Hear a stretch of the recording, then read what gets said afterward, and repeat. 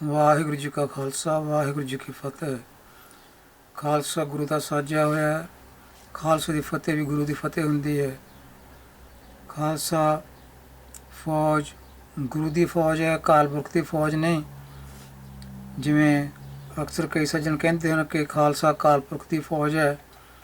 ਉਹਦਾ ਕਾਰਨ ਇਹ ਹੈ ਕਿ ਅਕਾਲ ਪੁਰਖ ਦਾ ਕੋਈ ਕਿਲਾ ਨਹੀਂ ਬਣਿਆ ਹੋਇਆ ਜਿਸ ਨੂੰ ਕਿਸੇ ਸਰਕਾਰ ਨੇ ਬੰਬ ਨਾਲ ਉਡਾ ਦੇਣਾ ਅਤੇ ਅਕਾਲ ਪੁਰਖ ਨੂੰ ਵਿੱਚੋਂ ਗ੍ਰਿਫਤਾਰ ਕਰਕੇ ਆਪਣੇ ਨਾਲ ਲੈ ਜਾਣਾ।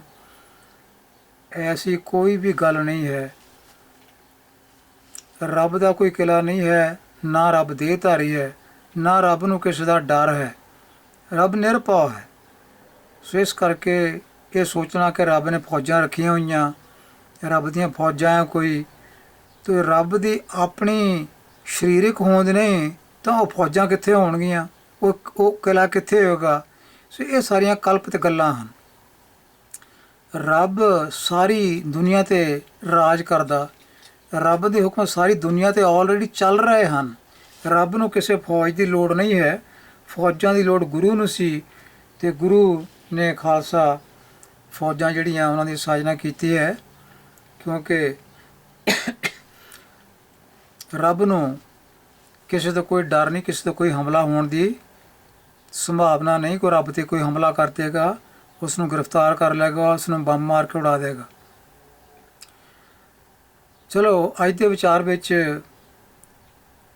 ਇਹ ਟੌਪਿਕ ਹੈ ਸ਼੍ਰੀ ਗੁਰੂ ਗ੍ਰੰਥ ਸਾਹਿਬ ਅਤੇ ਸੰਗਰਾਂਦ।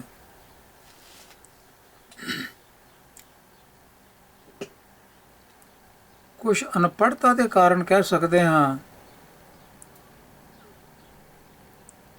ਸ਼ੁਰੂ ਵਿੱਚ ਜਦੋਂ ਕੋਈ ਟ੍ਰੇਨਡ ਕਥਾਵਾਚਕ ਜਾਂ ਟ੍ਰੇਨਡ ਗ੍ਰੰਥੀ ਨਹੀਂ ਹੁੰਦੇ ਸਨ, ਉਸ ਵੇਲੇ ਜਦੋਂ ਗੁਰਦੁਆਰਿਆਂ ਦਾ ਪ੍ਰਬੰਧ ਆਮ ਤੌਰ 'ਤੇ ਮਹੰਤਾਂ ਦੇ ਕੋਲ ਹੀ ਸੀ, ਉਸ ਵੇਲੇ ਤੋਂ ਕੁਝ ਰੀਤਾਂ ਚੱਲੀਆਂ ਆ ਰਹੀਆਂ, ਮਹੰਤਾਂ ਦੁਆਰਾ ਚਲਾਈਆਂ ਗਈਆਂ, ਜਿਹੜੀਆਂ ਅੱਜ ਤੱਕ ਵੀ ਉਹ ਸਿੱਖਾਂ ਦੇ ਨਾਲ ਤੁਰੀਆਂ ਜਾਂਦੀਆਂ। ਅਤੇ ਇਹਨਾਂ ਵਿੱਚੋਂ ਸੰਗਰਾਂਦ, ਮੱਸਿਆ, ਪੂਰਨਮਾਸ਼ੀ ਆਦਿਕ ਦਿਹਾੜੇ ਜਿਹੜੇ ਇਹ ਵੀ ਮਹੰਤਾਂ ਨੇ ਚਲਾਏ ਹੋਏ ਸਨ ਗੁਰਦੁਆਰਿਆਂ ਵਿੱਚ, ਆਪਣੇ ਡੇਰਿਆਂ ਵਿੱਚ। ਉੱਥੋਂ ਗਾਂ ਇਹ ਸਿੱਖਾਂ ਨਾਲ ਜੁੜਦੇ ਗਏ। ਕਈ ਸੱਜਣ ਕਥਾ ਕਰਦੇ ਵੀ ਸੁਣੇ ਗਏ ਹਨ ਕਿ ਅੱਜ ਸੰਗਰਾਂਦ ਦਾ ਪਵਿੱਤਰ ਦਿਹਾੜਾ ਹੈ। ਸੋ ਸੰਗਰਾਂਦ ਨੂੰ ਮੱਲੋ ਮੱਲੀ ਪਵਿੱਤਰ ਬਣਾ ਦਿੱਤਾ ਗਿਆ ਹਿੰਦੂ ਰੀਤਾਂ ਦੇ ਮੁਤਾਬਕ, ਕਿਉਂਕਿ ਹਿੰਦੂ ਵੀਰ ਜਿਹੜੇ ਆ ਉਹ ਸੰਗਰਾਂਦ ਵਾਲੇ ਦਿਨ ਸੂਰਜ ਵੱਲ ਮੂੰਹ ਕਰਕੇ ਪਾਣੀ ਦਿੰਦੇ ਹਨ। ਸੰਗਰਾਂਦ ਉਹਨਾਂ ਵਾਸਤੇ ਇੱਕ ਸ਼ੁਭ ਦਿਹਾੜਾ ਹੈ। ਪਰ ਸਿੱਖੀ ਦਾ ਇਹ ਸੰਗਰਾਂਦ ਦੇ ਪਵਿੱਤਰ ਹੋਣ ਨਾਲ ਕੋਈ ਸੰਬੰਧ ਨਹੀਂ। ਅਤੇ ਸਤਿਗੁਰੂ ਪਾਤਸ਼ਾਹ ਜੀ ਨੇ 2 ਮਾਹੇ ਲਿਖ ਕੇ ਸਾਨੂੰ ਇਸ ਭਰਮ 'ਚੋਂ ਕੱਢਿਆ ਹੈ ਕਿ ਇਹ ਕੋਈ ਪਵਿੱਤਰ ਦਿਹਾੜਾ ਨਹੀਂ ਹੈ। ਪਵਿੱਤਰ ਦਿਹਾੜੇ ਸਿੱਖਾਂ ਦੇ ਹਨ, ਗੁਰਪੁਰਬ ਜਿਹੜੇ ਗੁਰੂ ਪਾਤਸ਼ਾਹ ਨਾਲ ਸੰਬੰਧਿਤ ਹਨ, ਜਾਂ ਜਿਹੜੇ ਮਹਾਨ ਸਿੱਖ ਸ਼ਹੀਦਾਂ ਨਾਲ ਸੰਬੰਧਿਤ ਹਨ, ਜਾਂ ਹੋਰ ਜਿਹੜੇ ਸਿੱਖ ਸਕਾਲਰ ਹਨ ਜਿਨ੍ਹਾਂ ਨੇ ਸਿੱਖੀ ਵਿੱਚ ਯੋਗਦਾਨ ਪਾਇਆ। ਉਹਨਾਂ ਜਿਵੇਂ ਸਾਹਿਬ ਸਿੰਘ, ਭਾਈ ਕਾਹਨ ਸਿੰਘ ਨਾਭਾ ਆਦਿ ਐਸੇ ਜਿਹੜੇ ਸੱਜਣ ਹੋਏ ਹਨ, ਉਹਨਾਂ ਦੇ ਜਿਹੜੇ ਪੁਰਬ ਹਨ ਜਾਂ ਉਹਨਾਂ ਦੀਆਂ ਯਾਦਾਂ ਜਿਹੜੀਆਂ ਹਨ, ਇਹ ਸਿੱਖੀ ਦੇ ਤਿਉਹਾਰ ਹਨ ਜੋ ਸਿੱਖ ਇਤਿਹਾਸ ਨਾਲ ਜਾਂ ਸਿੱਖ ਗੁਰੂ ਸਾਹਿਬਾਨ ਨਾਲ ਸੰਬੰਧ ਰੱਖਦੇ ਹਨ। ਸੰਗਰਾਂਦ ਜਿਹੜੀ ਹੈ ਇਹ ਕੋਈ ਸਿੱਖੀ ਦਾ ਕੋਈ ਪਵਿੱਤਰ ਦਿਹਾੜਾ ਨਹੀਂ। ਤੋ ਇਸ ਬਾਰੇ ਭਾਵੇਂ ਬਹੁਤ ਪ੍ਰਚਾਰ ਹੋਇਆ, ਪਰ ਫਿਰ ਵੀ ਲੋਕਾਂ ਦੇ ਮਨਾਂ ਵਿੱਚ ਜੋ ਗੱਲਾਂ ਬੈਠ ਗਈਆਂ ਉਹ ਨਿਕਲਦੀਆਂ ਨੇ। ਕਿਉਂਕਿ ਦਰਬਾਰ ਸਾਹਿਬ ਵੀ ਦੇਖਦੇ ਹਾਂ, ਉੱਥੇ ਵੀ ਬੋਰਡ 'ਤੇ ਸੰਗਰਾਂਦ, ਮੱਸਿਆ, ਪੂਰਨਮਾਸ਼ੀ ਦੀਆਂ ਤਰੀਕਾਂ ਲਿਖੀਆਂ ਹੁੰਦੀਆਂ ਹਨ, ਜਿਹੜੀਆਂ ਸੰਗਤਾਂ ਦੇ ਮਨਾਂ ਵਿੱਚ ਇਹ ਦਿਨ ਜਿਹੜੇ ਆ ਉਹਨਾਂ ਨੂੰ ਨਾਲ ਲਈ ਰੱਖਣ ਵਾਸਤੇ ਉੱਥੋਂ ਪ੍ਰੇਰਨਾ ਕਰਦੀਆਂ ਰਹਿੰਦੀਆਂ ਹਨ, ਜਿੱਥੋਂ ਕਿ ਇਹਨਾਂ ਦਿਹਾੜਿਆਂ ਦਾ ਸਿੱਖੀ ਨਾਲ ਸੰਬੰਧ ਨਹੀਂ ਹੈ। ਸੋ ਇਸ ਬਾਰੇ ਵਿਚਾਰ ਕਰਦੇ ਹਾਂ। ਸ਼੍ਰੀ ਗੁਰੂ ਗ੍ਰੰਥ ਸਾਹਿਬ ਵਿੱਚ 35 ਬਾਣੀਕਾਰਾਂ ਦੀ ਰਚਨਾ ਦਰਜ ਹੈ। ਰਾਗ ਮਾਲਾ ਤੋਂ ਬਿਨਾਂ, ਕਿਉਂਕਿ ਇਸ ਵਿੱਚ ਕਿਸੇ ਲਿਖਾਰੀ ਦਾ ਕੋਈ ਨਾਂ ਨਹੀਂ, ਰਾਗਮਾਲਾ ਬਾਹਰ ਹੈ। ਇਹ 35 ਬਾਣੀਕਰਨ ਰਚਨਾ ਵਿੱਚ ਨਹੀਂ ਆਉਂਦੀ, ਕਿਉਂਕਿ ਇਸ 'ਤੇ ਕੋਈ ਸਿਰਲੇਖ ਨਹੀਂ ਹੈ ਅਤੇ ਇਸ ਨੂੰ ਬਾਣੀ ਵੀ ਨਹੀਂ ਮੰਨਿਆ ਗਿਆ ਸਿੱਖ ਰਹਿਤ ਮਰਿਆਦਾ ਵਿੱਚ। ਇਸ ਨੂੰ ਕੋਈ ਪੜ੍ਹੇ ਚਾਹੇ ਨਾ ਪੜ੍ਹੇ ਤਾਂ ਵੀ ਪਾਠ ਸੰਪੂਰਨ ਹੋ ਜਾਂਦਾ ਹੈ। ਇਹ ਸਿੱਖ ਕੋਡ ਵਿੱਚ ਹੀ ਲਿਖਿਆ ਹੋਇਆ।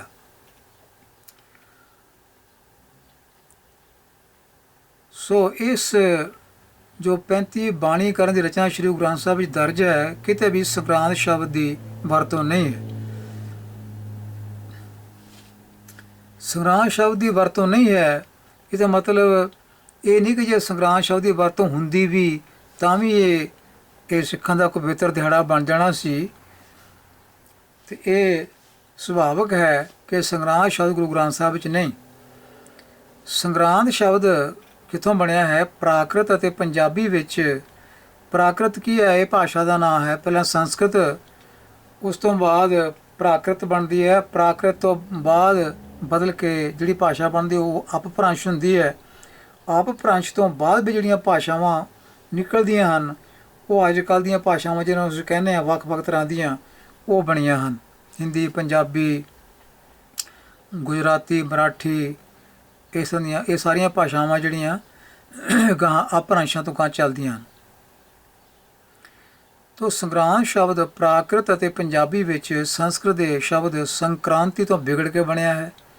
ਸੰਕ੍ਰਾਂਤੀ ਸ਼ਬਦ ਦਾ ਅਰਥ ਹੈ ਸੂਰਜ ਦੀ ਰਾਸ਼ੀ ਦੀ ਤਬਦੀਲੀ।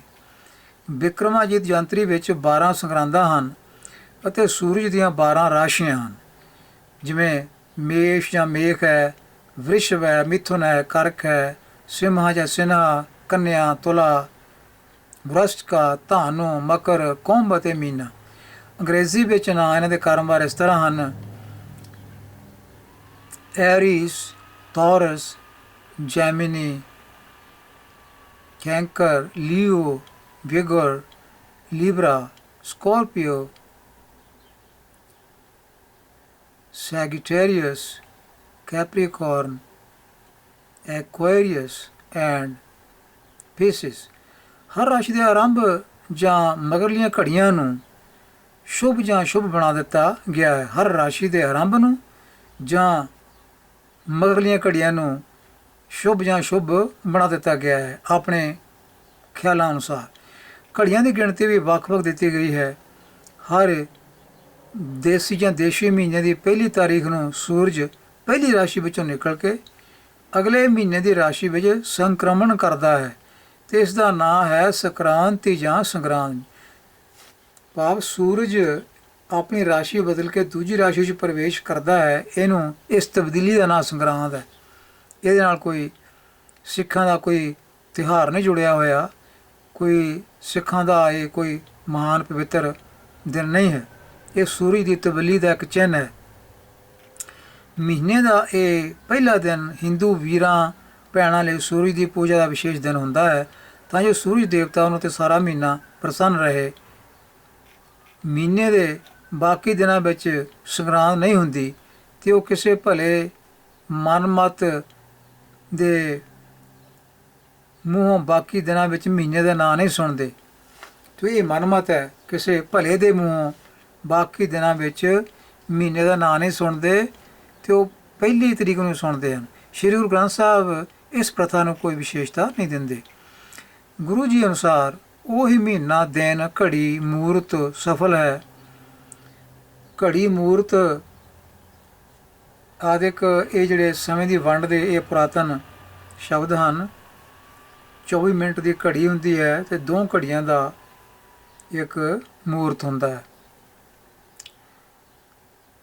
ਜਿਸ ਵਿੱਚ ਪ੍ਰਭੂ ਚੇਤੇ ਆਵੇ ਜਾਂ ਗੁਰੂ ਜੀ ਦੇ ਆਤਮਿਕ ਦਰਸ਼ਨ ਹੋਣ, ਭਾਵ ਗੁਰੂ ਨਾਲ ਪ੍ਰੀਤ ਬਣੇ, ਪ੍ਰਮਾਣ ਵਜੋਂ ਸੋਚ ਮੰਡਲ ਵਿੱਚ ਇਹ ਗੱਲਾਂ, ਇਹ ਬੋਲ ਲਿਆਉਣੇ ਬਣਦੇ ਹਨ।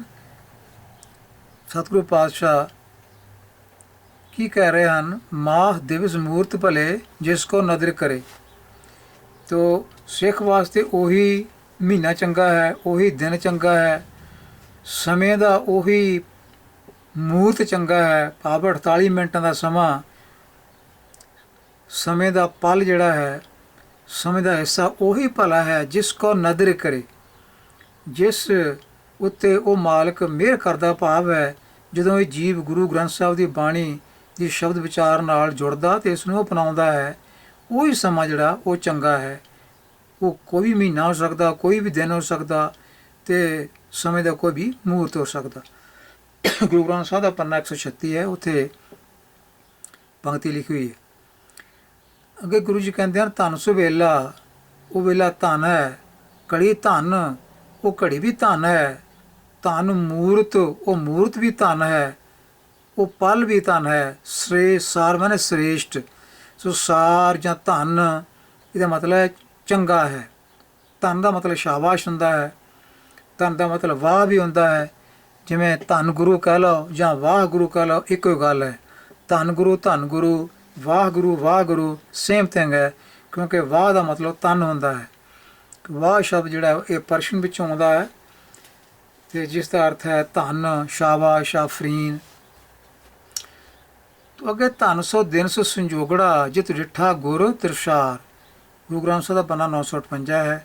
ਉਹੀ ਦਿਨ ਜਿਹੜਾ ਚੰਗਾ ਹੈ, ਸੰਜੋਗਾਂ ਵਾਲਾ ਹੈ, ਚੰਗਾ ਭਲਾ ਹੈ, ਜਦੋਂ ਗੁਰੂ ਦਾ ਦਰਸ਼ਨ ਹੁੰਦਾ ਹੈ। ਭਾਵ ਗੁਰੂ ਦੀ ਬਾਣੀ ਦੇ ਨਾਲ ਜਦੋਂ ਪ੍ਰਾਣੀ ਜੁੜਦਾ ਹੈ, ਗੁਰੂ ਦੀ ਬਾਣੀ ਨੂੰ ਪੜ੍ਹਦਾ ਹੈ, ਸਮਝਦਾ ਹੈ, ਵਿਚਾਰਦਾ ਹੈ, ਗੁਰੂ ਦੇ ਉਪਦੇਸ਼ ਨੂੰ ਮਨ ਵਿੱਚ ਧਾਰਨ ਕਰਦਾ, ਵਸਾਉਂਦਾ ਹੈ, ਉਹੀ ਸਮਾਂ ਚੰਗਾ ਹੈ। ਚਾਹੇ ਦਿਨ ਹੈ, ਚਾਹੇ ਰਾਤ ਹੈ, ਚਾਹੇ ਕੋਈ ਵੀ ਮਹੀਨਾ ਹੈ, ਕੋਈ ਵੀ ਸਮੇਂ ਦਾ ਕੋਈ ਵੀ ਹਿੱਸਾ ਹੈ, ਉਹੀ ਸ਼ਾਬਾਸ਼ ਯੋਗ ਹੈ, ਧਨਤਾ ਯੋਗ ਹੈ। ਤੋ ਇੱਥੇ ਸੰਗਰਾਂਦ ਦੀ ਕੋਈ ਗੱਲ ਨਹੀਂ ਚੱਲ ਰਹੀ ਕਿ ਸੰਗਰਾਂਦ ਵਾਲਾ ਦਿਨ ਹੀ ਚੰਗਾ ਹੈ। ਇੱਥੇ ਚੱਲ ਰਿਹਾ ਹੈ ਕਿ ਉਹੀ ਵੇਲਾ, ਉਹੀ ਘੜੀ, ਉਹੀ ਮੂਰਤ, ਉਹੀ ਦਿਨ ਚੰਗਾ ਜਦੋਂ ਗੁਰੂ ਗੁਰਬਾਣੀ ਨਾਲ ਬੰਦਾ ਜੁੜਦਾ ਹੈ, ਗੁਰੂ ਗੁਰਬਾਣੀ ਨੂੰ ਸਮਝਦਾ ਹੈ, ਅਰਥ ਵਿਚਾਰ ਕਰਦਾ ਹੈ, ਉਪਦੇਸ਼ ਨੂੰ ਸਮਝਦਾ ਅਤੇ ਮਨ 'ਚ ਵਸਾਉਂਦਾ ਹੈ। ਅਗਲਾ ਪ੍ਰਮਾਣ ਹੈ, ਸਾਈ ਘੜੀ ਸੁਲੱਖਣੀ ਸਿਮਰਤ ਹਰੀ ਨਾਮ। ਪੰਨਾ 819 ਗੁਰੂ ਗ੍ਰੰਥ ਸਾਹਿਬ ਜੀ ਦਾ। ਸਾਈ ਘੜੀ, ਸਾਈ ਸ਼ਬਦ ਕਈ ਵਾਰੀ ਸਾਈਂ ਵੀ ਪੜ੍ਹਿਆ ਜਾਂਦਾ ਹੈ। ਸੋ ਸਾਈਂ ਉੱਥੇ ਪੜ੍ਹੇ ਜਾਂਦੇ ਜਿੱਥੇ ਰੱਬ ਵਾਸਤੇ ਵਰਤਿਆ ਹੋਵੇ। ਜਿੱਦਾਂ ਸਾਈਂ ਨਾਮ ਅਮੋਲ, ਸਾਈਂ ਨਾਮ ਅਮੋਲ, ਕੀਮ ਨਾ ਕੋਈ ਜਾਣ ਦੋ। ਸਾਈਂ ਦਾ ਨਾਂ ਜਿਹੜਾ ਬੜਾ ਕੀਮਤੀ ਹੈ, ਅਮੋਲਕ ਹੈ। ਤੋ ਇਹ ਪ੍ਰਕਰਨ ਮੁਤਾਬਕ ਇਹ ਸ਼ਬਦ ਜਿਹੜਾ ਹੈ ਦੋ ਤਰ੍ਹਾਂ ਪੜ੍ਹਿਆ ਜਾਂਦਾ, ਸਾਈਂ ਜਾਂ ਸਾਈ। ਇੱਥੇ ਸਾਈ ਦਾ ਮਤਲਬ ਉਹੀ ਘੜੀ ਜਿਹੜੀ ਸੁਲੱਖਣੀ ਹੈ, ਉਹ ਲੱਖਾਂ ਵਾਲੀ ਹੈ, ਉਹ ਭਾਗਾਂ ਵਾਲੀ ਹੈ। ਜਦੋਂ ਰੱਬ ਯਾਦ ਆਉਂਦਾ ਹੈ, ਜਦੋਂ ਰੱਬ ਦਾ ਸ਼ੁਕਰਾਨਾ ਬੰਦਾ ਕਰਦਾ ਹੈ, ਰੱਬ ਦੀਆਂ ਦਾਤਾਂ ਦਾ ਸ਼ੁਕਰਾਨਾ ਕਰਦਾ ਹੈ, ਉਹ ਘੜੀ ਚੰਗੀ ਹੈ।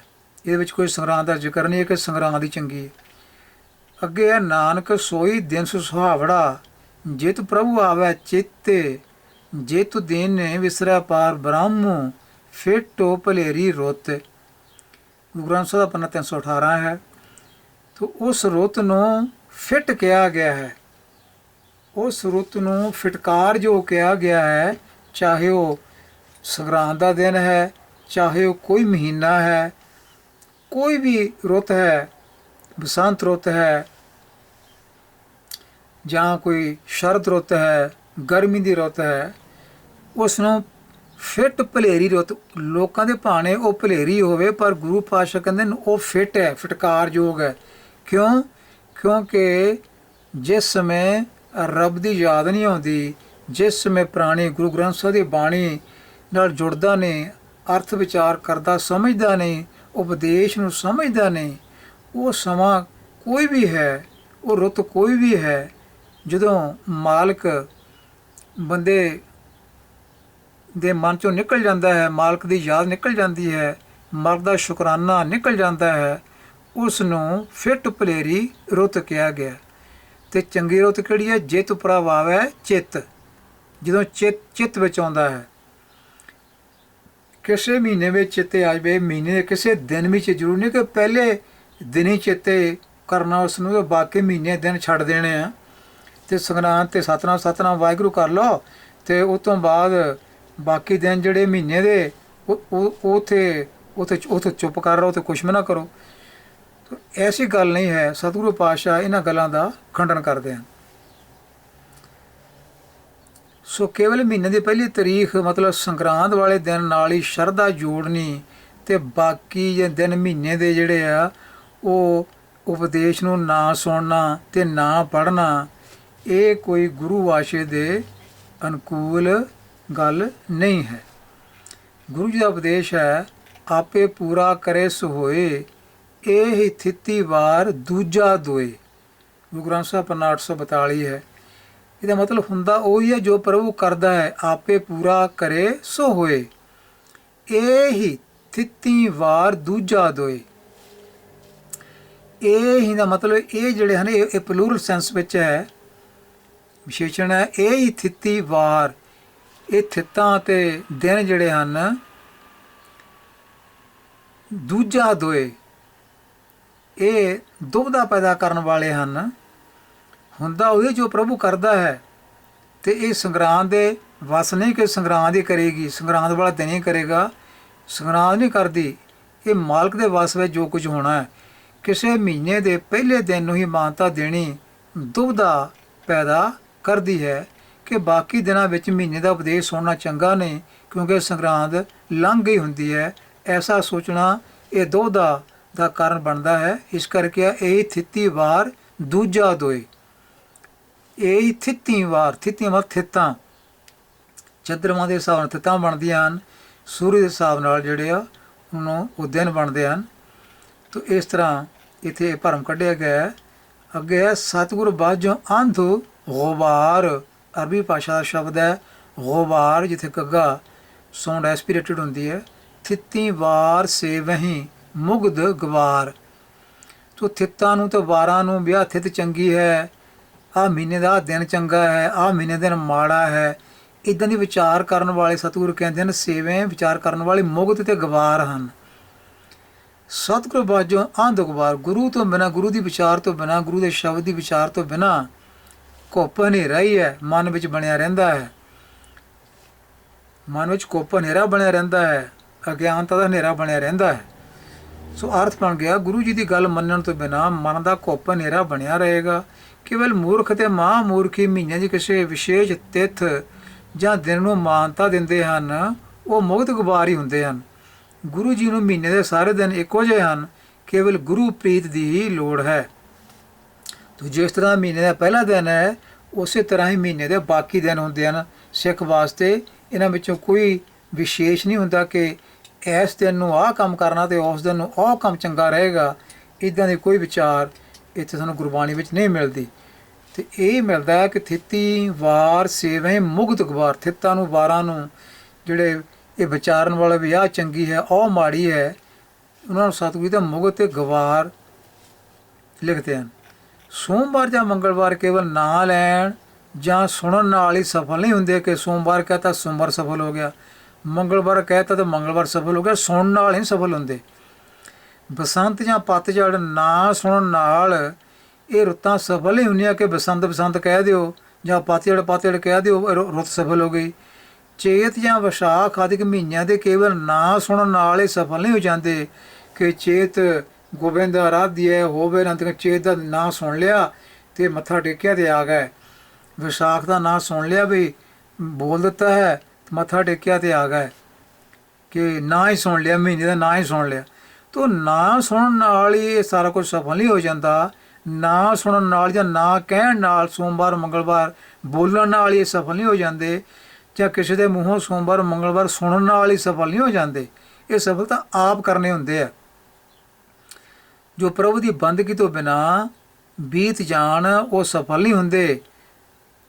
ਚਾਹੇ ਬਸੰਤ ਹੈ, ਚਾਹੇ ਪਤਝੜ ਹੈ, ਚਾਹੇ ਕੋਈ ਵੀ ਮੌਸਮ ਹੈ, ਸੋਮਵਾਰ ਮੰਗਲਵਾਰ ਕੋਈ ਵੀ ਦਿਨ ਹੈ, ਇਹ ਪ੍ਰਭੂ ਦੀ ਬੰਦਗੀ ਤੋਂ ਬਿਨਾਂ ਉੱਦਾਂ ਹੀ ਲੰਘ ਜਾਣ ਤਾਂ ਇਹ ਕੋਈ ਸਫਲ ਹੋਏ ਮੰਨੇ ਨਹੀਂ ਜਾਂਦੇ। ਨਾਂ ਲੈਣ ਨਾਲ ਸਫਲ ਨਹੀਂ ਹੋ ਜਾਂਦੇ। ਧੰਨ ਸ਼੍ਰੀ ਗੁਰੂ ਗ੍ਰੰਥ ਸਾਹਿਬ, ਧੰਨ ਸ਼੍ਰੀ ਗੁਰੂ ਨਾਨਕ ਪਾਤਸ਼ਾਹ ਨੇ ਤੁਖਾਰੀ ਰਾਗ ਵਿੱਚ 12 ਮਾਹ ਦੀ ਰਚਨਾ ਸੰਗਰਾਂਦ ਵਾਸਤੇ ਨਹੀਂ ਕੀਤੀ ਵੀ ਸਿੱਖ ਸੰਗਰਾਂਦ ਪੜ੍ਹਿਆ ਕਰਨਗੇ, ਉਹਦੇ ਵਾਸਤੇ ਰਚਨਾ ਨਹੀਂ ਕੀਤੀ ਇਹ ਕਿ ਸਿੱਖਾਂ ਲਈ ਸੰਗਰਾਂਦ ਦੇ ਦਿਨ ਬਣਾ ਦਿੱਤੇ ਹਨ।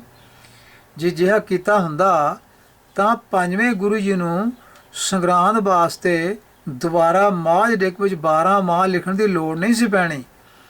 ਕਿਉਂਕਿ ਜੇ ਸੰਗਰਾਂਦ ਵਾਸਤੇ 12 ਮਾਹ ਲਿਖਿਆ ਹੁੰਦਾ ਪਹਿਲੇ ਪਾਤਸ਼ਾਹ ਵੱਲੋਂ, ਤਾਂ ਫਿਰ ਪੰਜਵੇਂ ਪਾਤਸ਼ਾਹ ਨੇ ਵੀ ਸੰਗਰਾਂਦ ਇਹ 12 ਮਾਹ ਲਿਖਿਆ ਤਾਂ ਉਹਨਾਂ ਨੂੰ ਦੁਬਾਰਾ ਲਿਖਣ ਦੀ ਲੋੜ ਨਹੀਂ ਸੀ ਪੈਣੀ ਜੇ ਸੰਗਰਾਂਦ ਦੀ ਮਹਾਨਤਾ ਹੁੰਦੀ ਤਾਂ। ਇਹ ਸੰਗਰਾਂਦ ਦੀ ਮਹਾਨਤਾ ਨਹੀਂ ਸੀ। ਇਹ ਸਾਨੂੰ ਸਮਝਾਇਆ ਗਿਆ ਕਿ ਵੱਖ-ਵੱਖ ਮਹੀਨੇ ਜਿਹੜੇ ਹਨ ਉਹਨਾਂ ਨੂੰ ਸਫਲ ਕਿਵੇਂ ਕਰਨਾ ਹੈ, ਕਿਸ ਤਰ੍ਹਾਂ ਗੁਰਬਾਣੀ ਨਾਲ ਜੁੜਨਾ ਹੈ, ਕਿਸ ਤਰ੍ਹਾਂ ਗੁਰੂ ਉਪਦੇਸ਼ ਨੂੰ ਧਾਰਨ ਕਰਨਾ ਹੈ, ਕਿਸ ਤਰ੍ਹਾਂ ਰੱਬੀ ਉਪਦੇਸ਼ ਜਿਹੜਾ ਆ ਉਸ ਨੂੰ ਕਮਾਉਣਾ ਹੈ, ਰੱਬੀ ਗੁਣ ਧਾਰਨ ਕਰਨੇ ਆ। ਇਹ ਸਾਨੂੰ ਭਰਮ ਕੱਢਣ ਵਾਸਤੇ ਹੀ ਲਿਖਿਆ ਗਿਆ। ਸੰਗਰਾਂਦ ਦੇ ਭਰਮ ਕੱਢਣ ਵਾਸਤੇ 12 ਮਾਹ ਲਿਖੇ ਗਏ। ਸੋ 12 ਮਾਹ ਰੁੱਤੀ ਸ਼ਲੋਕ ਸਤਵਾਰ ਦਾ ਮਤਲਬ 7 ਵਾਰ ਜਿਹੜੇ ਸੋਮਵਾਰ ਮੰਗਲਵਾਰ ਆਦਿ ਹਨ, ਇਹਨਾਂ ਦੇ ਨਾਂ 'ਤੇ ਬਾਣੀ ਹੈ। ਰੁੱਤੀ ਸ਼ਲੋਕ ਹਨ, ਰੁੱਤਾਂ ਦੇ ਨਾਂ ਦੇ ਉੱਤੇ। 12 ਮਾਹ ਮਹੀਨਿਆਂ ਦੇ ਨਾਂ ਦੇ ਉੱਤੇ ਰਚਨਾ ਹੈ। ਵਾਰ ਸਤਵਿਕ, ਸਤਵਾਰ ਨੂੰ ਵਾਰ ਸਤਵਿਕ ਆਪਾਂ ਕਿਹਾ ਜਾਂਦਾ ਹੈ। ਵਾਰ 7 ਦਿਨ, ਵਾਰ ਦਾ ਮਤਲਬ ਦਿਨ। ਇਸ ਤਰ੍ਹਾਂ ਪੱਟੀ ਹੈ, ਇਹ ਊੜਾ ਐੜਾ ਈੜੀ ਜਿਹੜੇ ਗੁਰਮੁਖੀ ਵਰਨਮਾਲਾ, ਪੰਜਾਬੀ ਵਰਨਮਾਲਾ ਦੇ ਅੱਖਰ ਹਨ ਗੁਰਮੁਖੀ ਲਿਪੀ ਦੇ, ਉਹਨਾਂ ਅੱਖਰਾਂ ਦੇ ਨਾਂ ਨਾਲ ਬਾਣੀ ਲਿਖੀ ਹੋਈ ਹੈ। 52 ਅੱਖਰੀ ਅੱਖਰਾਂ ਦੇ ਨਾਂ 'ਤੇ ਜਿਹੜੇ ਆ ਉਹ ਬਾਣੀ ਲਿਖੀ ਹੋਈ ਹੈ। ਆਦਿ ਸਿਰਲੇਖਾਂ ਵਾਲੀਆਂ ਗੁਰਬਾਣੀ ਦੀਆਂ ਰਚਨਾਵਾਂ ਮਹੀਨਿਆਂ, ਰੁੱਤਾਂ, ਅੱਖਰਾਂ ਅਤੇ ਦਿਨਾਂ ਦੀ ਪੂਜਾ ਜਾਂ ਸੂਰਜ ਚੰਦ ਦੀ ਪੂਜਾ ਵਾਸਤੇ ਇਹ ਨਹੀਂ ਰਚੀਆਂ ਗਈਆਂ। ਇਹ ਰਚਨਾਵਾਂ ਨੇ ਇਸ ਤਰ੍ਹਾਂ ਨਹੀਂ ਕੀਤੀਆਂ ਗਈਆਂ, ਸਗੋਂ ਰੱਬੀ ਉਪਦੇਸ਼ ਦੇਣ ਦੇ ਚੁਣੇ ਗਏ ਮਾਧਿਅਮ ਵਜੋਂ ਇਹ ਕਾਵਿ ਰੂਪ ਹਨ। ਤੋ ਇਹ ਵੱਖ-ਵੱਖ ਕਾਵਿ ਰੂਪ ਜਿਹੜੇ ਪ੍ਰਚਲਿਤ ਸਨ ਉਸ ਸਮੇਂ, ਸਤਿਗੁਰੂ ਜੀ ਨੇ ਉਹਨਾਂ ਕਾਵਿ ਰੂਪਾਂ ਦੀ ਵਰਤੋਂ ਕਰਕੇ ਆਪਣਾ ਉਪਦੇਸ਼, ਗੁਰਬਾਣੀ ਦਾ ਉਪਦੇਸ਼, ਰੱਬੀ ਉਪਦੇਸ਼ ਦਿੱਤਾ ਹੈ ਇਹਨਾਂ ਕਾਵਿ ਰੂਪਾਂ ਰਾਹੀਂ। ਨਾ ਕਿ ਜਿਹੜੇ ਕਾਵਿ ਰੂਪ ਹਨ ਇਹਨਾਂ ਦੀ ਪੂਜਾ ਉਹਨਾਂ ਨੇ ਕੀਤੀ ਹੈ ਜਾਂ ਉਹਨਾਂ ਦੀ ਪੂਜਾ ਵਾਸਤੇ ਗੱਲਾਂ ਲਿਖੀਆਂ ਹਨ, ਉਹਨਾਂ ਨੂੰ ਵਰਤ ਕੇ ਰੱਬੀ ਉਪਦੇਸ਼ ਦਿੱਤਾ ਹੈ। ਚਾਹੇ ਉਹ 12 ਮਾਹ ਹਨ, ਚਾਹੇ ਵਾਰ 7 ਜਾਂ ਸਤਵਾਰੇ ਹਨ, ਚਾਹੇ ਉਹ ਪੱਟੀ ਹੈ, ਚਾਹੇ 52 ਅੱਖਰੀ ਹੈ। ਸੋ ਇਹ ਢੰਗ ਜਿਹੜਾ ਸੀ ਇਸ ਤਰ੍ਹਾਂ ਹੀ ਅਲਫ ਵੇ ਪੇ ਤੋਂ ਰਚਨਾ ਕਰਨੀ। ਤੋ ਇਹ ਸਾਰੇ ਢੰਗ ਤਰੀਕੇ ਕਾਵਿ ਰਚਨਾਵਾਂ ਦੇ ਸਨ ਉਪਦੇਸ਼ ਦੇਣ ਵਾਸਤੇ, ਅਤੇ ਗੁਰੂ ਜੀ ਨੇ ਇਹ ਕਾਵਿ ਰੂਪ ਜਿਹੜੇ ਆ ਰੱਬੀ ਉਪਦੇਸ਼ ਵਾਸਤੇ ਵਰਤੇ ਹਨ, ਨਾ ਕਿ ਇਹ ਸੰਗਰਾਂਦ, ਮੱਸਿਆ ਆਦਿਕ ਦੀ ਪੂਜਾ ਕਰਨ ਵਾਸਤੇ।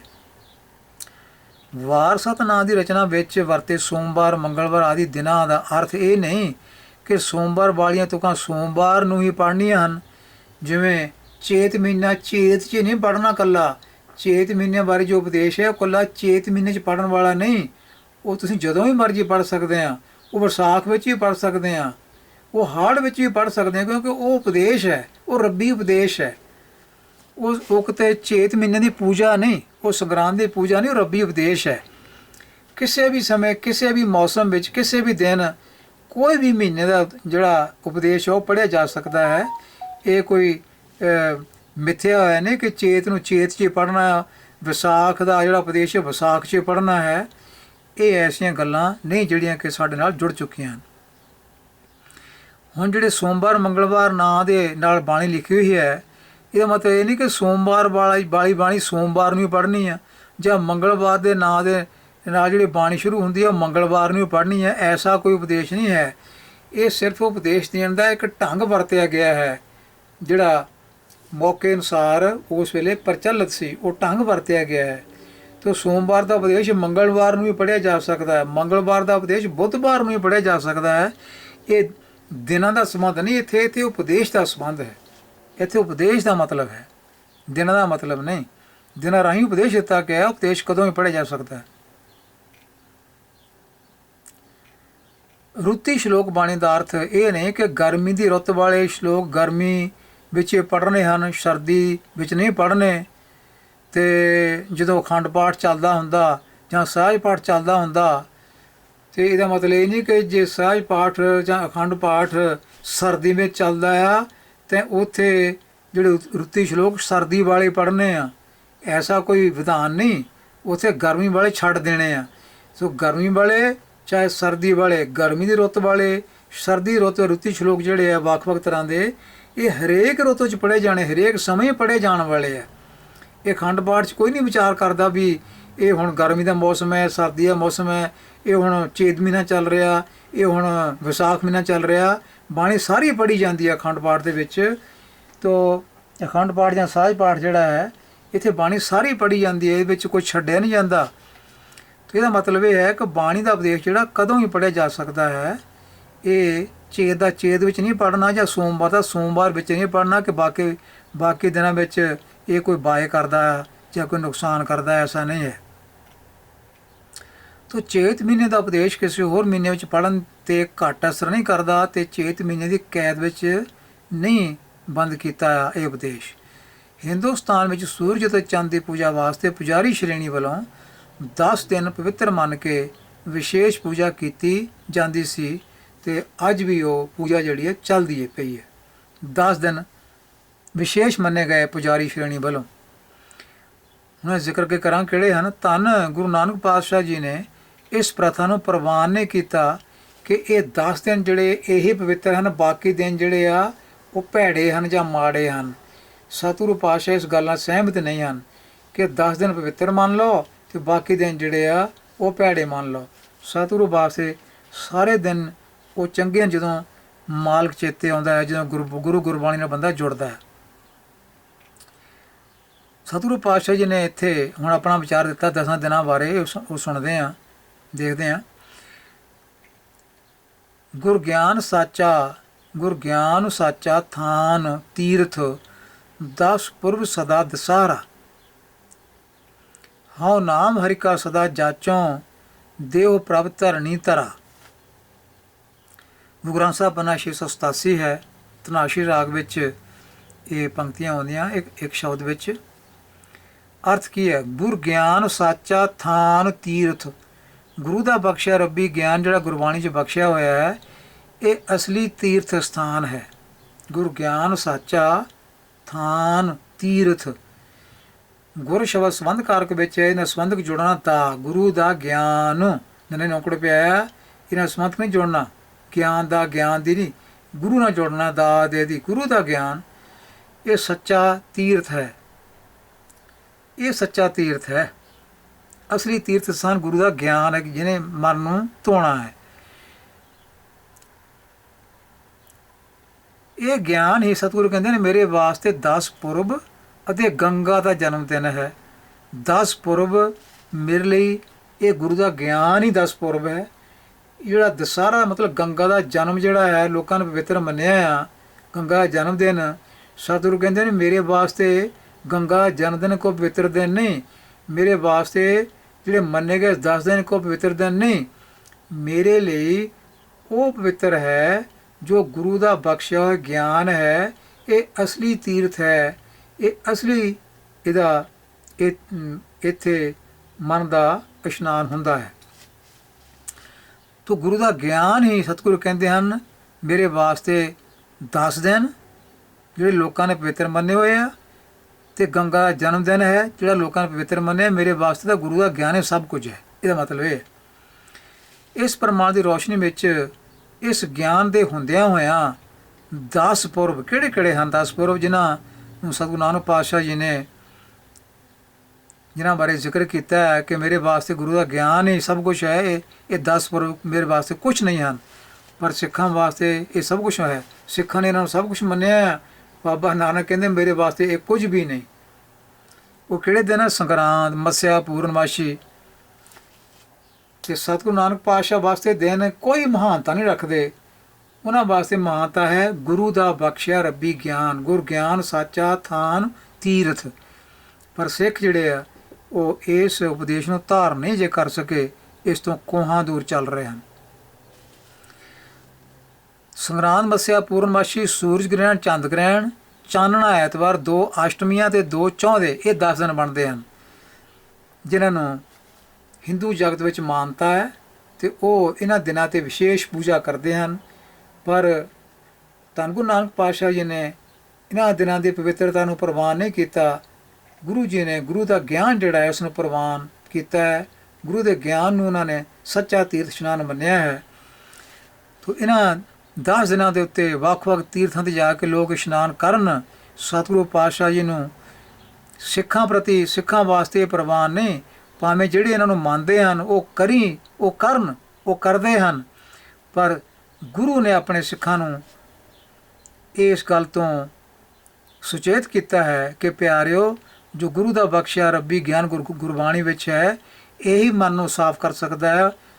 ਕਿਸੇ ਵੀ ਤੀਰਥ ਦਾ ਪਾਣੀ ਮਨ ਨੂੰ ਸਾਫ਼ ਨਹੀਂ ਕਰ ਸਕਦਾ। ਤੀਰਥ ਇਸ਼ਨਾਨ ਦਾ ਖੰਡਨ ਸਤਿਗੁਰੂ ਨੇ ਥਾਂ ਥਾਂ ਦੇ ਉੱਤੇ ਗੁਰੂ ਗ੍ਰੰਥ ਸਾਹਿਬ ਵਿੱਚ ਕੀਤਾ ਹੋਇਆ ਹੈ।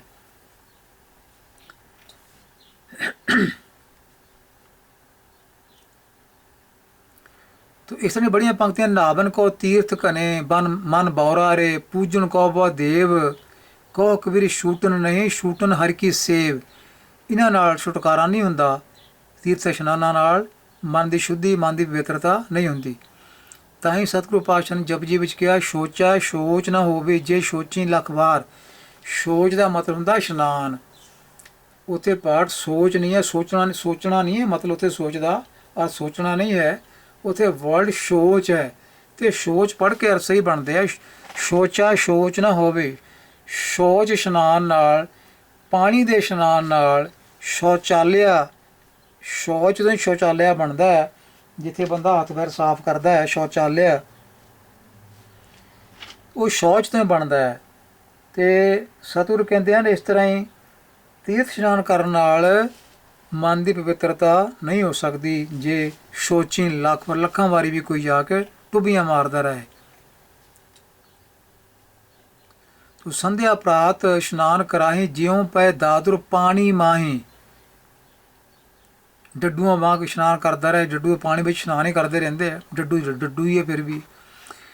ਸੋ ਇਸ ਤਰ੍ਹਾਂ ਸਤਿਗੁਰੂ ਪਾਤਸ਼ਾਹ ਦੱਸਦੇ ਹਨ। ਅਤੇ ਦੁਸਹਿਰਾ ਦਾ ਭਾਵ ਹੈ 10 ਪਾਪ ਹਰਨ ਵਾਲਾ ਗੰਗਾ ਨਦੀ ਦਾ ਜਨਮ ਦਿਨ, ਜਿਹੜਾ ਜੇਠ ਸੁਦੀ ਦਸਵੀਂ ਜਿਸ ਨੂੰ ਕਿਹਾ ਜਾਂਦਾ ਹੈ। ਸਤਿਗੁਰੂ ਪਾਤਸ਼ਾਹ ਨੇ ਇਹਨਾਂ ਦੀ ਮਹਾਨਤਾ ਪ੍ਰਵਾਨ ਨਹੀਂ ਕੀਤੀ। ਇਹਨਾਂ ਦੀ ਜਗ੍ਹਾ 'ਤੇ ਆਪਣੇ ਸਿੱਖਾਂ ਨੂੰ ਕਿਹਾ ਕਿ ਗੁਰ ਗਿਆਨ ਸਾਚਾ ਥਾਨ ਤੀਰਥ 10 ਪੁਰਬ ਸਦਾ ਦੁਸਹਿਰਾ। ਇਹੀ ਮੇਰੇ ਵਾਸਤੇ ਜੋ ਗੁਰੂ ਦਾ ਗਿਆਨ ਬਖਸ਼ਿਆ, ਗੁਰਬਾਣੀ ਦਾ ਗਿਆਨ ਹੈ। ਜੈਸੇ ਮੈਂ ਆਵੇ ਖਸਮ ਕੀ ਬਣ, ਰੱਬ ਦਾ ਜੋ ਗਿਆਨ ਗੁਰੂ ਗ੍ਰੰਥ ਸਾਹਿਬ ਦੀ ਬਾਣੀ ਵਿੱਚ ਪ੍ਰਗਟ ਹੋਇਆ, ਉਹੀ ਅਸਲ ਵਿੱਚ ਸਾਚਾ ਥਾਨ ਤੀਰਥ ਹੈ।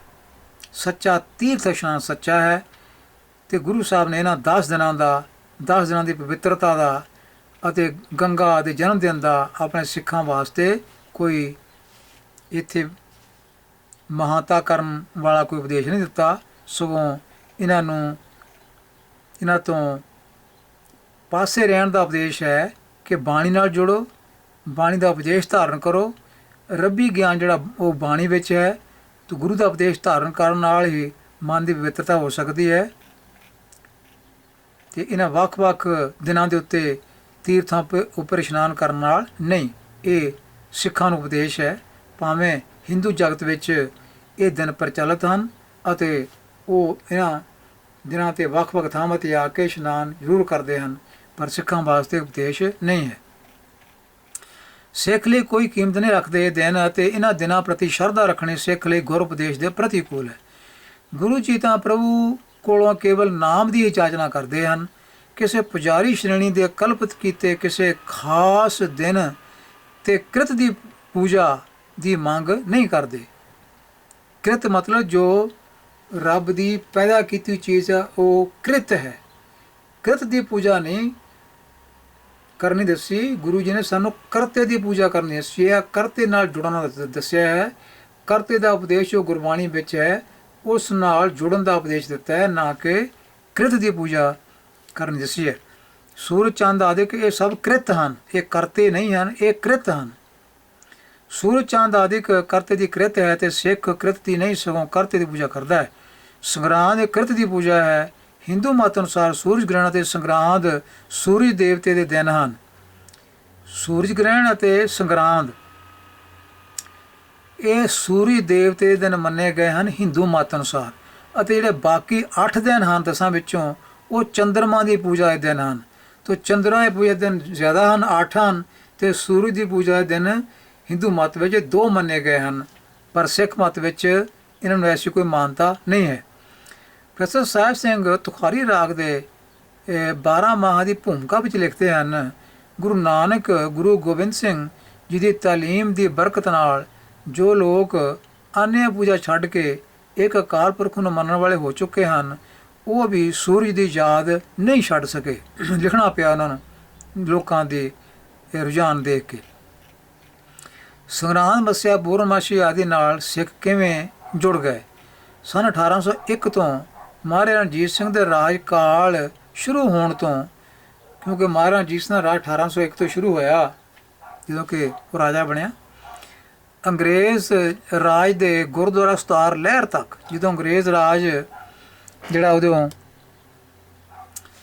1801 ਵਿੱਚ ਮਹਾਰਾਜਾ ਰਣਜੀਤ ਸਿੰਘ ਦਾ ਰਾਜ ਸਥਾਪਿਤ ਹੋਇਆ, ਅਤੇ ਇਸ ਰਾਜ ਦੇ ਸ਼ੁਰੂ ਹੋਣ ਤੋਂ ਅੰਗਰੇਜ਼ ਰਾਜ ਦੇ ਗੁਰਦੁਆਰਾ ਸਤਾਰ ਲਹਿਰ ਤੱਕ ਲਗਭਗ 120-22 ਸਾਲ ਗੁਰਸਥਾਨਾਂ ਦਾ ਪ੍ਰਬੰਧ ਜਿਹੜਾ ਸੀ ਉਹ ਵਿਪਰਵਾਦੀ ਮਤ ਵਿੱਚ ਪੱਕੇ ਮਹੰਤਾਂ ਕੋਲ ਰਿਹਾ।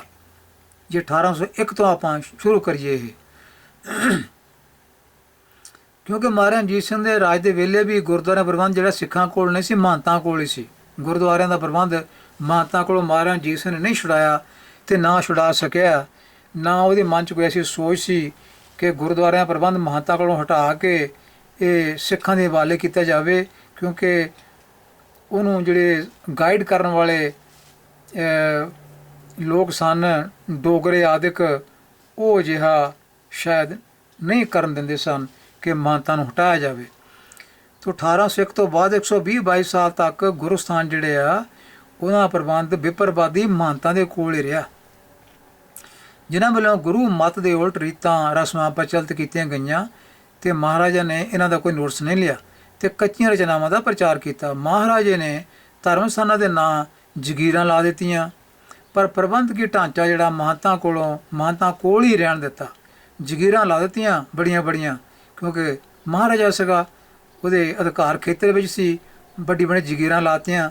ਡੇਰਿਆਂ ਦੇ ਨਾਂ ਪ੍ਰਬੰਧਕਾਂ ਨੂੰ ਨਹੀਂ ਬਦਲਿਆ, ਪਰ ਪ੍ਰਬੰਧਕਾਂ ਨੂੰ ਜਗੀਰਾਂ ਦੇ ਮਾਲਕ ਜ਼ਰੂਰ ਬਣਾਤਾ ਕਿ ਜਗੀਰਾਂ ਉਹ ਜਿੱਦਾਂ ਮਰਜ਼ੀ ਵਰਤੀ ਜਾਣ, ਜਿਹਦੇ ਨਾਲ ਉਹ ਫਿਰ ਵਿਟਰ ਵੀ ਗਏ, ਵਿਗੜ ਵੀ ਗਏ, ਵੱਡੀ ਵੱਡੀ ਜਗੀਰਾਂ ਦੇ ਮਾਲਕ ਬਣ ਕੇ ਉਹਨਾਂ ਨੇ ਮਨਮਤਾਂ ਰੱਜ ਕੇ ਕਰਨੀ ਸ਼ੁਰੂ ਕਰਤੀਆਂ ਸਨ। ਸੋ ਜਗੀਰਾਂ ਤਾਂ ਲਾਈਆਂ, ਪਰ ਪ੍ਰਬੰਧਕੀ ਢਾਂਚਾ ਮਹੰਤਾਂ ਕੋਲ ਹੀ ਰਹਿਣ ਦਿੱਤਾ, ਜਿਸ ਦੀ ਕੀਮਤ ਸਿੱਖਾਂ ਨੂੰ ਅਣਗਿਣਤ ਸ਼ਹੀਦੀਆਂ ਦੇ ਕੇ ਚੁਕਾਉਣੀ ਪਈ। ਇਹ ਜਿਹੜੀਆਂ ਸ਼ਹੀਦੀਆਂ ਫਿਰ ਸਿੱਖਾਂ ਨੂੰ ਦੇਣੀਆਂ ਪਈਆਂ ਮਹਾਰਾਜਾ ਰਣਜੀਤ ਸਿੰਘ ਦੇ ਰਾਜ ਤੋਂ ਬਾਅਦ, ਜਦੋਂ ਅੰਗਰੇਜ਼ ਸਰਕਾਰ ਆ ਗਈ, ਅੰਗਰੇਜ਼ ਰਾਜ ਸਥਾਪਿਤ ਹੋ ਗਿਆ, ਉਸ ਵੇਲੇ ਫਿਰ ਜਿਹੜੀਆਂ ਸਿੱਖਾਂ ਨੂੰ ਸ਼ਹੀਦੀਆਂ ਦੇਣੀਆਂ ਪਈਆਂ, ਇਹਨਾਂ ਦਾ ਕਾਰਨ ਜਿਹੜਾ ਸੀ ਉਹ ਮਹਾਰਾਜਾ ਰਣਜੀਤ ਸਿੰਘ ਰਾਜ ਹੀ ਸੀ, ਕਿਉਂਕਿ ਉਸ ਰਾਜ ਵਿੱਚ ਉਸਨੇ ਮੱਲਾਂ ਤਾਂ ਬਹੁਤ ਮਾਰੀਆਂ, ਇਲਾਕੇ ਤਾਂ ਆਪਣੇ ਰਾਜ ਵਿੱਚ ਬਹੁਤ ਸ਼ਾਮਿਲ ਕੀਤੇ ਬੜੀ ਦੂਰੋਂ ਦੂਰੋਂ, ਪਰ ਉਹ ਗੁਰਦੁਆਰਿਆਂ ਦਾ ਜਿਹੜਾ ਪ੍ਰਬੰਧ ਸੀ ਉਹਨੂੰ ਸੁਧਾਰ ਨਾ ਸਕਿਆ। ਉੱਥੇ ਮਹੰਤ ਜਿਹੜੇ ਉਹ ਟਿਕੇ ਰਹੇ, ਉਹਨਾਂ ਮਹੰਤਾਂ ਨੂੰ ਨਹੀਂ ਬਦਲਿਆ ਗਿਆ, ਉਹਨਾਂ ਨੂੰ ਜਗੀਰਾਂ ਦੇ ਕੇ ਸਮੇਂ ਤਕੜੇ ਕਰਤਾ ਗਿਆ, ਵੱਡੀਆਂ ਵੱਡੀਆਂ ਜਗੀਰਾਂ ਲਾ ਦਿੱਤੀਆਂ ਗਈਆਂ, ਅਤੇ ਉਹ ਉਹਨਾਂ ਜਗੀਰਾਂ ਦੇ ਆਸਰੇ ਬੜੇ ਧਨਾੜ ਹੋ ਗਏ, ਅਤੇ ਖੁੱਲ੍ਹਾ ਪੈਸਾ ਆਉਣ ਕਰਕੇ ਉਹਨਾਂ ਨੇ ਬਹੁਤ ਸਾਰੀਆਂ ਮਨਮਤਾਂ ਵੀ ਗੁਰਦੁਆਰਿਆਂ ਵਿੱਚ ਕਰਨੀਆਂ ਸ਼ੁਰੂ ਕਰਤੀਆਂ ਸਨ। ਔਰ ਇਹ ਜਿਹੜੀ ਕੀਮਤ ਸੀ ਫਿਰ ਸ਼ਹੀਦੀਆਂ ਦੀ, ਇਹ ਫਿਰ ਸਿੱਖਾਂ ਨੂੰ ਚੁਕਾਉਣੀ ਪਈ। ਜੇ ਮਹਾਰਾਜਾ ਰਣਜੀਤ ਸਿੰਘ ਆਪਣੇ ਰਾਜ ਵੇਲੇ ਵੀ ਕਰ ਜਾਂਦਾ ਇਹ ਸਾਰਾ ਕੁਝ, ਤਾਂ ਸਿੱਖਾਂ ਨੂੰ ਇਹ ਸ਼ਹੀਦੀਆਂ ਦੇ ਕੇ ਇੰਨਾ ਕੁਛ ਜ਼ੋਖਮ ਨਹੀਂ ਸੀ ਉਠਾਉਣਾ ਪੈਣਾ, ਜਾਨਾਂ ਆਪਣੀਆਂ ਗਵਾਉਣੀਆਂ ਨਹੀਂ ਪੈਣੀਆਂ ਸਨ, ਜੇ ਮਹਾਰਾਜਾ ਰਣਜੀਤ ਸਿੰਘ ਆਪਣੇ ਰਾਜ ਵਿੱਚ ਗੁਰਦੁਆਰਾ ਪ੍ਰਬੰਧ ਸਿੱਖਾਂ ਨੂੰ ਸੰਭਾਲ ਜਾਂਦਾ, ਪਰ ਇਹ ਹੋਇਆ ਨਹੀਂ। ਅੰਗਰੇਜ਼ ਰਾਜ ਸਮੇਂ ਸ਼੍ਰੀ ਦਰਬਾਰ ਸਾਹਿਬ ਦੀ ਪਰਿਕਰਮਾ ਹਿੰਦੂ ਦੇਵੀ ਦੇਵਤਿਆਂ ਦੀਆਂ ਮੂਰਤੀਆਂ ਨਾਲ ਭਰੀ ਪਈ ਸੀ। ਜਦੋਂ ਅੰਗਰੇਜ਼ ਰਾਜ ਆਇਆ, ਜੋ ਭਾਈ ਕਾਹਨ ਸਿੰਘ ਨਾਭਾ ਵੱਲੋਂ ਜੱਜ ਸਾਹਮਣੇ ਸਿੱਖੀ ਵਿਚਾਰਧਾਰਾ ਪੇਸ਼ ਕਰਨ 'ਤੇ ਉੱਥੋਂ ਉਠਾਈਆਂ ਗਈਆਂ, ਜੋ ਦੁਰਗਣਾ ਮੰਦਿਰ ਵਿੱਚ ਬਾਅਦ ਵਿੱਚ ਜਾ ਕੇ ਸਥਾਪਿਤ ਕਰ ਦਿੱਤੀਆਂ ਗਈਆਂ ਸਨ। ਪਹਿਲਾਂ ਪਰਿਕਰਮਾ ਵਿੱਚ ਇਹ ਮੂਰਤੀਆਂ ਖੜ੍ਹੀਆਂ ਹੁੰਦੀਆਂ ਸਨ। ਸ਼੍ਰੋਮਣੀ ਗੁਰਦੁਆਰਾ ਪ੍ਰਬੰਧਕ ਕਮੇਟੀ ਵੱਲੋਂ ਅੰਗਰੇਜ਼ ਰਾਜ ਸਮੇਂ ਧਰਮਯੁੱਧ ਮੋਰਚੇ ਲਾ ਕੇ ਅਨੇਕਾਂ ਸ਼ਹੀਦੀਆਂ ਦੇ ਕੇ ਮਹੰਤਾਂ ਕੋਲੋਂ ਗੁਰਦੁਆਰੇ ਆਜ਼ਾਦ ਕਰਵਾਏ, ਪਰ ਮਿਲ ਗੋਬਾ ਹੋਈ ਸਿੱਖੀ ਵਿਚਾਰਧਾਰਾ ਨੂੰ ਅੱਜ ਤਾਈਂ ਆਜ਼ਾਦੀ ਨਹੀਂ ਮਿਲ ਸਕੀ। ਅੱਜ ਤੱਕ ਵੀ ਸਿੱਖੀ ਵਿਚਾਰਧਾਰਾ ਉਦੋਂ ਦੀ ਮਿਲਗੋਬਾ ਹੋਈ ਉਸੇ ਤਰ੍ਹਾਂ ਹੀ ਚੱਲੀ ਜਾ ਰਹੀ ਹੈ। ਗਿਆਨ ਨੂੰ ਗੁਰੂ ਮੰਨਣ ਵਾਲੇ ਅਜੇ ਵੀ ਧਾਰਮਿਕ ਅਗਿਆਨਤਾ ਦੇ ਗੁਲਾਮ ਹਨ ਅਤੇ ਉਹਨਾਂ ਪੰਛੀਆਂ ਦੀ ਤਰ੍ਹਾਂ ਹਨ ਜੋ ਜਾਲ ਵਿੱਚ ਫਸੇ ਜਾਲ ਸਮੇਤ ਉੱਡਦੇ ਜਾਂਦੇ ਕਹਿ ਰਹੇ ਹਨ, ਅਸੀਂ ਹੁਣ ਸ਼ਿਕਾਰੀ ਦੇ ਫੰਦੇ ਤੋਂ ਆਜ਼ਾਦ ਹਾਂ। ਉੱਡਦੇ ਤਾਂ ਜਾ ਰਹੇ ਹਨ ਪਰ ਫਸੇ ਹੋਏ ਜਾਲ ਵਿੱਚ ਹਨ, ਜਾਲ ਹੀ ਚੁੱਕ ਕੇ ਲੈ ਗਏ ਪੰਛੀ ਅਤੇ ਕਹਿ ਰਹੇ ਹਨ ਅਸੀਂ ਆਜ਼ਾਦ ਹਾਂ। ਭਾਵੇਂ ਉੱਡਦੇ ਜਾ ਰਹੇ ਹਨ ਜਾਲ ਸਮੇਤ ਹੀ, ਪਰ ਉਹਨਾਂ ਨੂੰ ਇਹ ਨਹੀਂ ਪਤਾ ਕਿ ਉਹ ਤਾਂ ਜਾਲ ਦੇ ਫੰਦੇ ਵਿੱਚ ਫਸੇ ਹੋਏ ਹਨ, ਫਿਰ ਵੀ ਆਪਣੇ ਆਪ ਨੂੰ ਆਜ਼ਾਦ ਹੀ ਮੰਨ ਰਹੇ ਨੇ। ਇਹ ਅੱਜ ਕੱਲ੍ਹ ਹਾਲਤ ਆਮ ਸਿੱਖਾਂ ਦੀ ਹੋਈ ਫਿਰਦੀ ਹੈ ਕਿ ਅਸੀਂ ਹੁਣ ਸ਼ਿਕਾਰੀ ਦੇ ਫੰਦੇ ਤੋਂ ਆਜ਼ਾਦ ਹਾਂ, ਪਰ ਜਾਲ ਫਿਰ ਵੀ ਉਹਨਾਂ ਉੱਤੇ ਮਨਮਤਾਂ ਦਾ ਪਿਆ ਹੋਇਆ। ਸੋ ਇਹਦੇ ਵਿੱਚ ਨੋਟ ਦਿੱਤਾ ਹੋਇਆ ਹੋਰ ਜਾਣਕਾਰੀ ਲਈ ਪ੍ਰੋਫੈਸਰ ਸਾਹਿਬ ਸਿੰਘ ਦੇ ਸ੍ਰੀ ਗੁਰੂ ਗ੍ਰੰਥ ਸਾਹਿਬ ਦਰਪਣ ਦੀ 8ਵੀਂ ਪੋਥੀ ਵਿੱਚ 12 ਮਾਹ ਦੀ ਭੂਮਿਕਾ ਪੜ੍ਹੀ ਜਾ ਸਕਦੀ ਹੈ। ਅਤੇ ਸਿੱਖੀ ਅਤੇ ਸੰਗਰਾਂਦ ਬਾਰੇ ਪੜ੍ਹਨ ਲਈ ਇੱਕ ਹੋਰ ਲਿੰਕ ਹੈ woolwichgurdwara.org.uk। ਇੱਥੋਂ ਵੀ ਸਿੱਖੀ ਦੇ ਸੰਗਰਾਂਦ ਬਾਰੇ ਪੜ੍ਹਿਆ ਜਾ ਸਕਦਾ ਹੈ। ਅਤੇ sikhphilosophy.net ਇਹਦੇ ਉੱਤੇ ਵੀ ਇਹ ਕੁਝ ਪੜ੍ਹਿਆ ਜਾ ਸਕਦਾ ਹੈ। ਤੇ ਇਸ ਕਰਕੇ ਪਿਆਰਿਓ, ਆਪਣੇ ਵਿਚਾਰ ਜਿਹੜੇ ਹਨ ਇਹਨਾਂ ਨੂੰ ਗੁਰਮਤਿ ਨਾਲ ਜੋੜਨ ਦੀ ਲੋੜ ਹੈ। ਮਨਮਤ ਤੋਂ ਆਪਣੇ ਆਪ ਨੂੰ ਦੂਰ ਰੱਖਣ ਦੀ ਲੋੜ ਹੈ। ਜਿਨ੍ਹਾਂ ਗੁਰਬਾਣੀ ਦੇ ਨੇੜੇ ਜਾਵਾਂਗੇ, ਗੁਰਬਾਣੀ ਨੂੰ ਆਪ ਪੜ੍ਹਾਂਗੇ, ਆਪ ਅਰਥ ਵਿਚਾਰ ਕਰਾਂਗੇ, ਸਾਹਿਬ ਦਾ ਟੀਕਾ ਜਿਹੜਾ ਆਪ ਪੜ੍ਹਨ ਦੀ ਕੋਸ਼ਿਸ਼ ਕਰਾਂਗੇ, 12 ਮਾਹੇ ਜਿਹੜੇ ਲਿਖੇ ਹਨ 2 ਉਹਨਾਂ ਦੇ ਅਰਥ ਪੜ੍ਹ ਲਈਏ ਤਾਂ ਸਾਨੂੰ ਸਮਝ ਲੱਗ ਜਾਏਗੀ ਕਿ 12 ਮਾਹੇ ਜਿਹੜੇ ਲਿਖੇ ਹਨ ਇਹਨਾਂ ਦਾ ਮਤਲਬ ਕੀ ਸੀ। ਅਤੇ ਸਿੱਖਾਂ ਵਾਸਤੇ ਉਹ ਸਾਰੇ ਦਿਨ ਜਿਹੜੇ ਉਹ ਪ੍ਰਵਾਨ ਹਨ ਜਿੱਥੇ ਗੁਰੂ ਪਰਮੇਸ਼ਰ ਦੀ ਯਾਦ ਆਉਂਦੀ ਹੈ, ਗੁਰੂ ਪਰਮੇਸ਼ਰ ਦਾ ਜਿੱਥੇ ਸ਼ੁਕਰਾਨਾ ਮਨ ਵਿੱਚ ਪੈਦਾ ਹੁੰਦਾ ਹੈ। ਭੁੱਲਾਂ ਦੀ ਖਿਮਾ। ਆਓ ਫਤਿਹ ਸਾਂਝ ਕਰੀਏ। ਵਾਹਿਗੁਰੂ ਜੀ ਕਾ ਖਾਲਸਾ, ਵਾਹਿਗੁਰੂ ਜੀ ਕੀ ਫਤਿਹ।